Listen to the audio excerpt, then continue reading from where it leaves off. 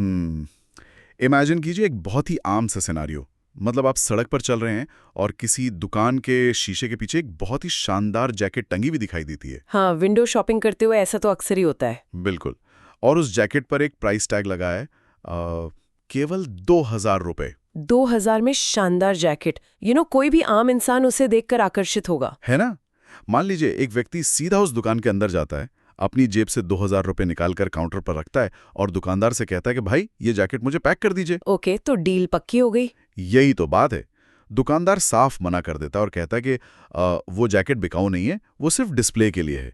अब यहाँ एक बहुत ही दिलचस्प सवाल उठता है। अच्छा, क्या सवाल? क्या उस दुकानदार पर कोर्ट में केस किया जा सकता है? क्योंकि कॉमन सेंस तो यही कहता है कि जब उसने 2,000 रुपए का टैग लगाकर जैकेट डिस्प्ले में रखी थी तो उसने एक ऑफर दिया था। हाँ, और काउंटर पर पैसे रखकर उस कस्टमर ने ऑफर को एक्सेप्ट कर लिया। एग्जैक्टली। डील पक्की हो जानी चाहिए थी। लेकिन अगर हम कानून की किताब खोलें तो जवाब मिलता है बिल्कुल नहीं। उस दुकानदार पर कोई केस नहीं हो सकता। वेट, सच में कोई केस नहीं हो सकता? जी हाँ, और ऐसा क्यों है? यही वो रहस्य है जिसे आज हम सुलझाने वाले हैं। श्रोताओं का आज की इस गहरी चर्चा यानी इस द डीप डाइव में स्वागत है। बहुत बहुत शुक्रिया। और आज हम अनुबंध और वादों की उस कानूनी दुनिया में उतरने वाले हैं जहां हर वादा कॉन्ट्रैक्ट नहीं होता। सही कहा। आज की हमारी जानकारी के जो स्रोत हैं वो बहुत ही खास हैं। हमने कानून के विभिन्न स्रोतों को खंगाला है। बिल्कुल, जैसे कि दृष्टि जुडिशरी के नोट्स, आई प्लीडर्स के आर्टिकल्स और रिसर्च गेट के ई कॉन्ट्रैक्ट्स पर छपे कुछ बहुत ही शानदार रिसर्च पेपर्स। और हाँ, कुछ ऐसे ऐतिहासिक अदालती फैसले भी हैं जिन्होंने दुनिया भर के कानून की दिशा बदल दी। तो आज का हमारा मिशन बेसिकली ये डिकोड करना है कि इंडियन कॉन्ट्रैक्ट एक्ट 1872 के तहत असल में एक वैध ऑफर कैसे बनता है। हाँ, और उसका कम्युनिकेशन यानी संचार कैसे होता है, और अगर कोई अपना मन बदल ले तो उस ऑफर को वापस लेने, जिसे कानूनी भाषा में रिवोकेशन कहते हैं, उसके क्या नियम है। मतलब हम सुबह उठने से लेकर रात को सोने तक, बस का टिकट खरीदने से लेकर कोई भी मोबाइल ऐप डाउनलोड करने तक अनजाने में ही अनगिनत कॉन्ट्रैक्ट्स का हिस्सा बन जाते हैं। सही बात है, लेकिन ये समझना बहुत जरूरी है कि कानूनी रूप से क्या बाध्यकारी है, लीगली बाइंडिंग क्या है और क्या नहीं है। तो चलिए शुरुआत करते हैं सबसे बुनियादी सवाल से। एक वैध ऑफर या प्रपोजल आखिर होता क्या है? मैं बताती हूँ। इंडियन कॉन्ट्रैक्ट एक्ट के सेक्शन 2A में इसकी परिभाषा बहुत ही तकनीकी तरीके से दी गई है। कानून कहता है कि जब एक व्यक्ति किसी दूसरे व्यक्ति को कुछ करने या कुछ न करने की अपनी इच्छा बताता है। कुछ ना करने की इच्छा मतलब एब्स्टिनेंस। हाँ, एब्स्टिनेंस। और ये इच्छा इस स्पष्ट इरादे से बताई जाती है कि सामने वाले की सहमति मिल सके तो उसे प्रस्ताव या ऑफर कहते हैं। ओके, तो यहाँ दो बातें सबसे अहम है। पहला, इच्छा जताना, और दूसरा, उस इच्छा को जताने के पीछे का मकसद ये होना कि सामने वाला उसके लिए हाँ कहे। बिल्कुल। लेकिन यार, हर हाँ बुलवाने वाली बात कॉन्ट्रैक्ट नहीं होती। मतलब? क्या आप कोई उदाहरण दे सकती हैं? हाँ, इसे समझने के लिए एक बहुत ही क्लासिक सिचुएशन लेते हैं। मान लीजिए दो दोस्त हैं। एक ने दूसरे को रात के डिनर पे बुलाया और दूसरे ने खुशी खुशी इनविटेशन एक्सेप्ट कर लिया। सही। लेकिन जब वो तय समय पर डिनर के लिए पहुंचो तो पता चला कि खाना तो बना ही नहीं है और बुलाने वाला इंसान आराम से टीवी देख रहा है। अरे बाप रे, ये तो धोखा है। तो क्या ऐसे में वो भूखा दोस्त कोर्ट जाकर ब्रीच ऑफ कॉन्ट्रैक्ट का केस कर सकता है? जवाब है बिल्कुल नहीं। और इसके पीछे जो कानूनी सिद्धांत काम करता है वो है intention to create legal relations, यानी कानूनी संबंध बनाने का इरादा। अच्छा, तो मतलब सामाजिक वादे कॉन्ट्रैक्ट नहीं होते। एग्जैक्टली। 1919 के एक बहुत ही मशहूर ऐतिहासिक केस बाल्फोर वी बाल्फोर ने इस सिद्धांत की नींव रखी थी। इस केस ने पूरी दुनिया को ये स्पष्ट कर दिया था कि सामाजिक या घरेलू वादे कॉन्ट्रैक्ट की श्रेणी में नहीं आते। तो जब कोई किसी को डिनर पर बुलाता है या कोई पति अपनी पत्नी को पॉकेट मनी देने का वादा करता है तो वहां उनका इरादा कोई लीगल लायबिलिटी बनाने का नहीं होता। हाँ, कानून नहीं चाहता कि हर टूटे हुए घरेलू वादे के लिए कोर्टरूम में भीड़ लग जाए। इसलिए बिना लीगल इंटेंशन के किया गया हर वादा सिर्फ एक सामाजिक बात है। ये तो बहुत ही लॉजिकल है। अब वापस उसी जैकेट वाले उदाहरण पर आते हैं जहां से हमने शुरुआत की थी। हाँ, वो डिस्प्ले वाली जैकेट। अगर दुकान के डिस्प्ले में रखा हुआ सामान ऑफर नहीं है तो फिर वो क्या है? यही पर कानून एक बहुत ही खूबसूरत और बारीक अंतर पैदा करता है। ये अंतर है ऑफर और इनविटेशन टू ऑफर के बीच। इनविटेशन टू ऑफर मतलब वो सिर्फ एक बुलावा है। बिल्कुल, दुकान के डिस्प्ले में रखा सामान, कैटलॉग या रेस्टोरेंट का मेन्यू कार्ड ऑफर नहीं होता। दरअसल दुकानदार सिर्फ आम जनता को आमंत्रित कर रहा है कि आइए और मुझे इस सामान को खरीदने का ऑफर दीजिए। अरे वाह, मतलब जब कोई ग्राहक काउंटर पर पैसे रखता है तब असल में ऑफर ग्राहक की तरफ से दिया जा रहा होता है। एग्जैक्टली। अब ये पूरी तरह से दुकानदार के हाथ में है कि वो उस कस्टमर के ऑफर को एक्सेप्ट करे या रिजेक्ट कर दे। इसके पीछे का लॉजिक समझना बहुत दिलचस्प है यार। सोचिए अगर डिस्प्ले में रखी जैकेट सच में एक कानूनी ऑफर होती और दुकान में सिर्फ एक ही जैकेट बची होती, और उसी वक्त अगर 10 लोग काउंटर पर 2-2 हजार रुपए रख देते, तो इसका मतलब होता कि दुकानदार ने 10 लोगों के साथ कॉन्ट्रैक्ट कर लिया। हाँ, और क्योंकि जैकेट एक ही है तो बाकी 9 लोगों के साथ कॉन्ट्रैक्ट टूट जाता और दुकानदार पर 9 अलग-अलग केस हो जाते। इसी अव्यवस्था को रोकने के लिए कानून ने इनविटेशन टू ट्रीट का कॉन्सेप्ट बनाया। जो हमें ऑफर लगता है वो असल में सिर्फ एक बुलावा है। बहुत ही शानदार कॉन्सेप्ट है ये। तो जब ये बात साफ हो जाती है कि असली ऑफर क्या है, तो कहानी एक कदम आगे बढ़ती है। अगला सवाल जो दिमाग में आता है वो ये है कि ये प्रस्ताव आखिर दिया किसे जा रहा है। हाँ, मतलब इसका टारगेट ऑडियंस कौन है? क्या ये किसी एक खास इंसान के लिए है या पूरी दुनिया के लिए खुला है? और यहीं से हम टाइप्स ऑफ ऑफर यानी प्रस्ताव के प्रकारों की गहराई में उतरते हैं। मुख्य रूप से कानून 2 तरह के ऑफर्स को मान्यता देता है, स्पेसिफिक ऑफर और जनरल ऑफर। स्पेसिफिक ऑफर तो बहुत सीधा सा कॉन्सेप्ट लगता है।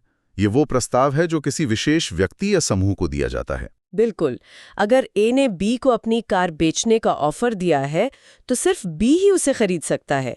बी का कोई रिश्तेदार आकर ये नहीं कह सकता कि मुझे मंजूर है। लेकिन असली कानूनी ड्रामा तो तब शुरू होता है जब हम जनरल ऑफर की बात करते हैं। हाँ, जनरल ऑफर वो प्रस्ताव है जो पूरी दुनिया या पब्लिक एट लार्ज के लिए खुला होता है। जो भी व्यक्ति उस ऑफर की शर्तों को पूरा कर देगा, उसके साथ अपने आप एक लीगल कॉन्ट्रैक्ट बन जाएगा। इसे गहराई से समझने के लिए हमें 1890 के दशक के लंदन में चलना होगा। ये वो समय था जब पूरी दुनिया इन्फ्लुएंजा यानी फ्लू की महामारी से जूझ रही थी। हाँ, और इसी दौरान एक ऐतिहासिक केस सामने आया, Carlill versus carbolic smoke ball company. इस केस के तथ्य तो किसी सस्पेंस कहानी से कम नहीं है। सच में, कार्बोलिक स्मोक बॉल नाम की एक कंपनी ने अखबारों में एक बहुत बड़ा विज्ञापन निकाला।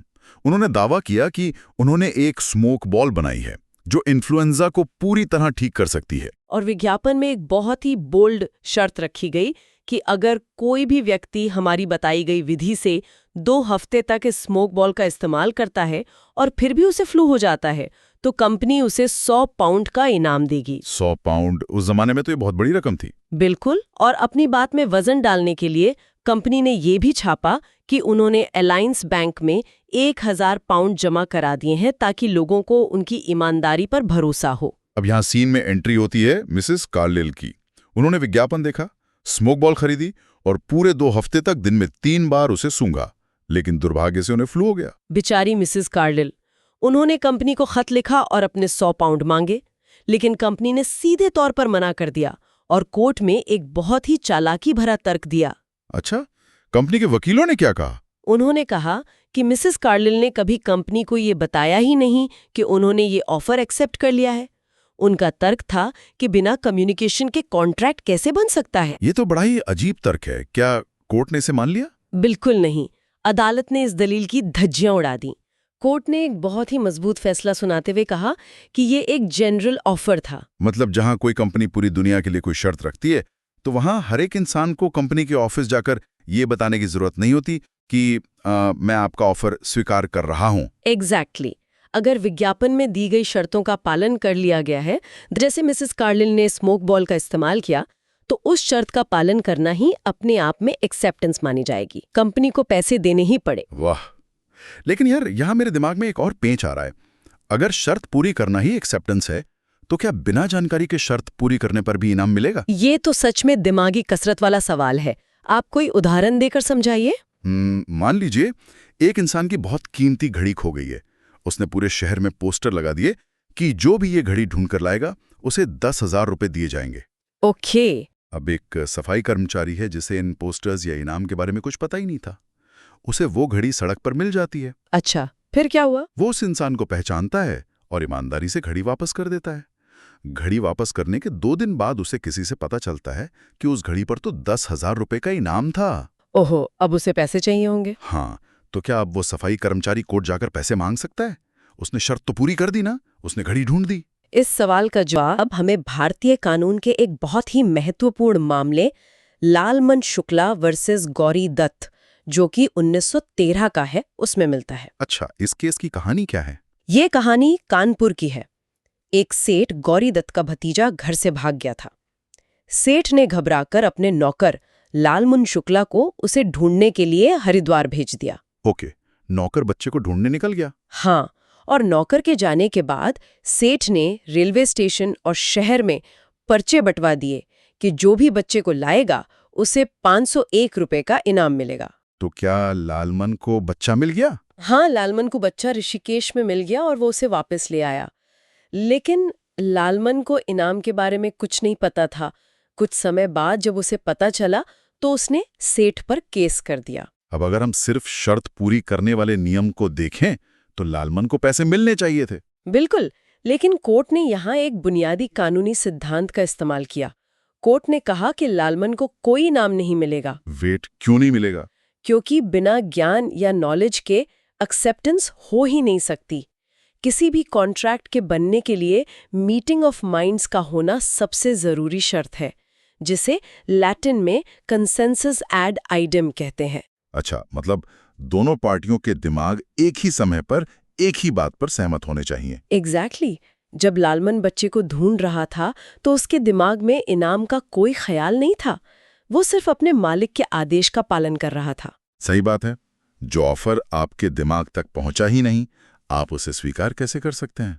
इसलिए वहां कोई कॉन्ट्रैक्ट बना ही नहीं। इसका सीधा सा निष्कर्ष ये है कि ऑफर चाहे स्पेसिफिक हो या जनरल, उसका ज्ञान होना सबसे पहली सीढ़ी है। वैसे इन दोनों ऑफर्स के अलावा भी रोजमर्रा की जिंदगी में कुछ और प्रकार देखने को मिलते हैं, जैसे काउंटर ऑफर, जो हम अक्सर सब्जी मंडी या दुकानों में मोल भाव करते समय देखते हैं। हाँ, किसी ने कहा 100 रुपए, आपने कहा 80 रुपए।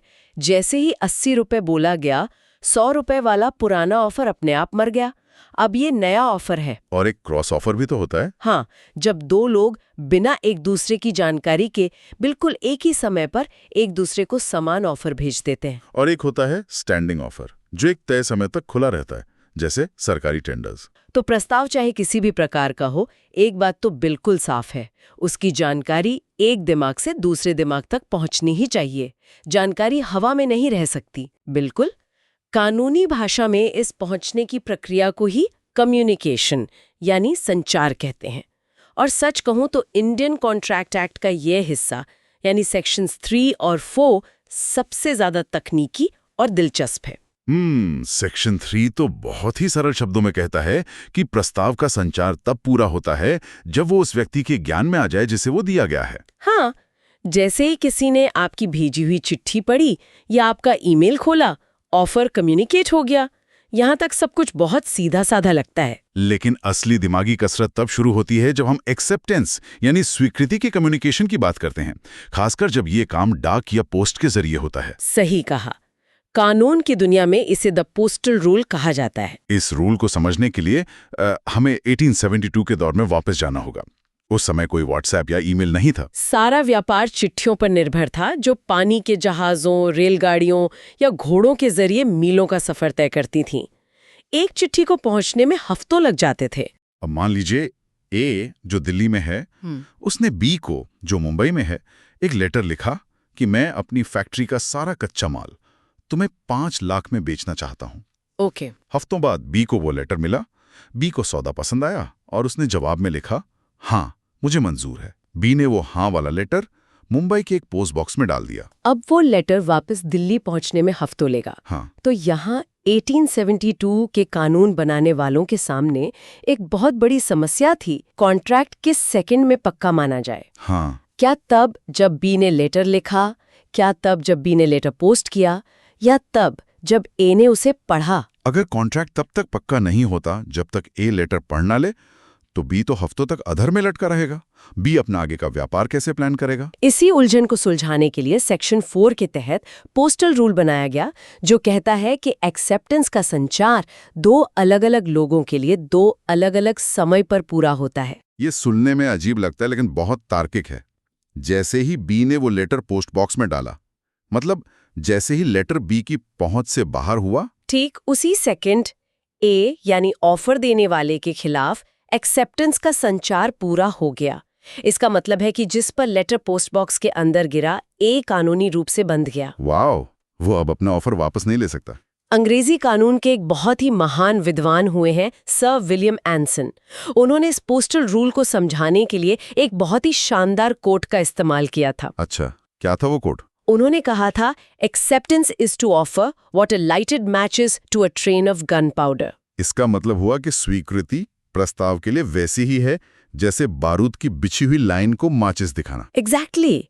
एक बार आपने लेटर पोस्ट बॉक्स में डाल दिया तो मानो माचिस की तीली बारूद पर गिर गई। अब धमाका होना तय है, उसे रोका नहीं जा सकता, कॉन्ट्रैक्ट बन गया। लेकिन एक मिनट, क्या भारतीय कानून में ये बात पूरी तरह से सच है? यहीं पर तो भारतीय न्याय प्रणाली अपनी अलग चमक दिखाती है। भारत में पोस्टल रूल के कारण बारूद फटने से पहले भी माचिस को बुझाया जा सकता है। वो कैसे? क्योंकि कानून कहता है कि ए तो लेटर पोस्ट होते ही बंद हो गया, लेकिन बी जिसने लेटर भेजा है वो तब तक नहीं बंधेगा जब तक वो लेटर ए के हाथों में ना पहुंच जाए। अरे वाह, तो भारत में बी के पास एक छोटी सी जादुई विंडो होती है। बिल्कुल। लेटर पोस्ट करने के बाद अगर बी को लगता है कि उसने गलती कर दी है, तो वो उस लेटर के पहुंचने से पहले किसी तेज माध्यम से, जैसे टेलीग्राम या फोन कॉल करके ए को बोल सकता है कि मेरी वो चिट्ठी इग्नोर करना। और अगर कैंसिलेशन वाला मैसेज हाँ वाले लेटर से पहले पहुंच गया तो स्वीकृति रद्द मानी जाएगी। और यहीं से जन्म होता है कानून के अगले अहम हिस्से का, जिसे रिवोकेशन कहते हैं। हाँ, रद्दीकरण। अगर कम्युनिकेशन में समय लगता है तो इंसान का मन भी तो बदल सकता है। सेक्शन 5 और सेक्शन 6 इसी मन बदलने के कानूनी अधिकारों को तय करते हैं। सेक्शन 5 तो साफ शब्दों में कहता है कि कोई भी प्रस्ताव तब तक वापस लिया जा सकता है जब तक कि एक्सेप्टेंस का कम्युनिकेशन प्रस्तावक के खिलाफ पूरा न हो जाए। आसान भाषा में, इससे पहले कि बी अपनी हाँ की चिट्ठी पोस्ट बॉक्स में डाले, ए अपना ऑफर वापस ले सकता है। और सेक्शन 6 बताता है कि ये ऑफर किन तरीकों से मर सकता है। मतलब आप सीधे एक नोटिस भेजकर ऑफर वापस ले सकते हैं, या फिर अगर ऑफर में कोई समय सीमा तय थी, जैसे शुक्रवार शाम 5 बजे तक जवाब देना, और समय निकल गया तो ऑफर खुद ब खुद खत्म हो जाता है। हाँ, या अगर किसी शर्त का पालन नहीं किया गया, जैसे हाँ बोलने के साथ 10,000 रुपए एडवांस देना और एडवांस नहीं दिया, तो भी ऑफर रद्द हो जाएगा। इसके अलावा प्रस्तावक की मृत्यु या पागलपन की स्थिति में भी ऑफर खत्म हो जाता है। लेकिन यार, आज के इस युग में कौन चिट्ठियां लिखता है? आज तो टेलीफोन, ईमेल और तुरंत मैसेजिंग का जमाना है, जिसे इंस्टेंटेनियस कम्युनिकेशन कहते हैं। सही बात है। तो क्या फोन पर भी पोस्टल रूल लागू होता है? क्या फोन पर हाँ बोलते ही कॉन्ट्रैक्ट बन जाता है? इसका जवाब हमें सुप्रीम कोर्ट के एक ऐतिहासिक फैसले भगवान दास खिड़िया वर्सेस गिरधारी लाल में मिलता है। सुप्रीम कोर्ट ने साफ किया कि जब संचार तुरंत होता है तो पोस्टल रूल लागू नहीं होता। अच्छा, तो फिर क्या नियम है? टेलीफोन पर कॉन्ट्रैक्ट वहां पूरा माना जाता है जहां एक्सेप्टेंस सुनी जाती है, न कि वहां जहां से बोली जाती है। मान लीजिए कोई व्यक्ति फोन पर चीख कर हाँ मुझे मंजूर है बोल रहा है, लेकिन नेटवर्क खराब होने की वजह से कॉल कट जाती है और सामने वाले ने वो हाँ सुनी ही नहीं, तो कानून की नजर में कोई कॉन्ट्रैक्ट नहीं बना। ये तो बहुत ही लॉजिकल है।